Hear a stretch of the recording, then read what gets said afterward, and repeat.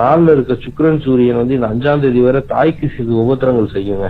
துளாராசிக்காரங்களோட தாயை வந்து நான் இந்த தை 5 வரை பாத்துக்கிறேங்க.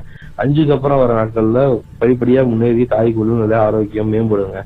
தகப்பனாருக்கு பூர்வீகத்திற்கு தகப்பனார் பிரிஞ்சிருக்கவங்கள தகப்பனார் போய் அடிக்கடி பார்த்துட்டு வர்றதுக்கான அமைப்பு இந்த மாசத்துல இருக்குங்கிறதுல எந்த மாற்றமும் இல்லை. குலதெய்வம் 9 இருக்க குரு பகவான் 3ஆம் இடத்துல இருக்க புதனோட பரிவர்த்தனையாகி இந்த மாசம் நடக்கிறனால குலதெய்வ வழிபாடு செய்யறது மிக மிக முன்னேற்றத்தை கொடுக்குங்கிறதுல எந்த மாற்றமும் இல்லை. குலதெய்வ வழிபாடு அனுதினம் ஏறுமுகத்தை காட்டுங்கிறதுல எந்த மாற்றமும் இல்லைங்க. குலதெய்வத்தை அங்க போய் கும்பிட முடியாதவங்க வீட்டுல இருந்தே அமாவாசை அன்னைக்கு குலதெய்வத்தை காலையில எந்திரிச்சு கும்பிட்டீங்கனாலே போதும். அமாவாசை பௌர்ணமிக்கு கும்பிட்டீங்கனாலே உங்களுக்கு முன்னேற்றம் கன்ஃபார்மா இருக்குங்க. 5ல இருக்க ராகு மூலமா புத்திரர்களால சில உபத்திரங்கள் ஏற்பட்டிருக்கும், சில பிரச்சனைகள் ஏற்பட்டிருக்கும். அவங்களுக்கு அதாவது சின்ன வயசு பிள்ளைங்களா இருந்தாங்கன்னா அவங்களுக்கு ஃபீஸ் கட்டுறதுல அவங்க படிப்புல தடங்கல்கள் இது மாதிரி பிரச்சனைகள் அங்க இடிச்சுக்குவாங்க, மோதிக்குவாங்க, சின்ன சின்ன அடிப்படை இது மாதிரி பிரச்சனைகள் எல்லாம் இருந்திருக்கும். அது எல்லாமே இந்த குருவோட பார்வை உள்ளாத்து ராகு மேல விழுகிறனால அது எல்லாமே குறைஞ்சு இனிமே நல்லா இருக்கும். 6ல இருக்க சனிபானால எதிரி வெற்றி நிச்சயம். யார் எதிரி, நமக்கு இவ்வளவு நாள் துரோகம் செஞ்சு இருந்தவன் யாரு, நம்ம கூடயே இருந்து குளிப்பறிச்சவன் யாருங்கிறதெல்லாம் இப்ப துளாராசிக்கு தெரிய வருங்க.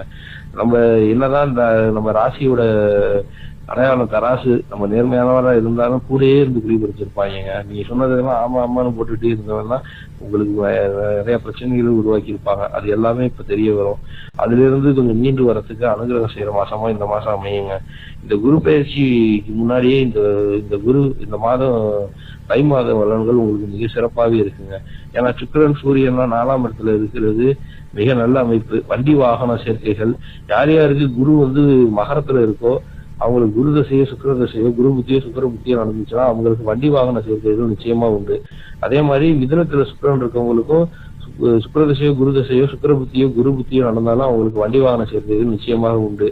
யாருக்கு மீனத்துல சனி இருக்கோ, மீனத்துல சனியோ மீனத்துல குருவோ இருக்கோ அவங்களுக்கு தொழில் மாற்றம், தொழில் மூலமா வெளியூருக்கு சென்று வேலை செய்யறது, இடமாற்றம் போன்ற அமைப்புகள் கிடைக்கும்.